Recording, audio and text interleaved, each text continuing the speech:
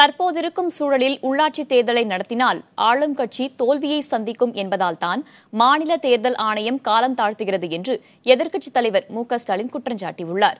சென்னை விமான நிலையத்தில் செய்தியாளர்களை சந்தித்தபோது இவ்வாறு அவர் தெரிவித்தார்.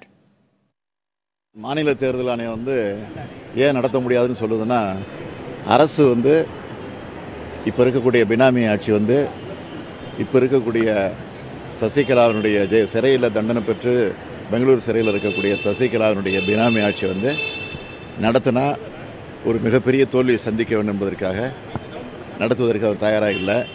அதனால தான் தேர்தல் கமிஷன் மூலமாக, மாநில தேர்தல் ஆணையத்தின் மூலமாக அவங்க இன்னைக்கு இந்த தேதியில் நடத்த முடியாதுன்னு போய் நேற்று நீதிமன்றத்தில் சொல்லியிருக்கிறாங்க.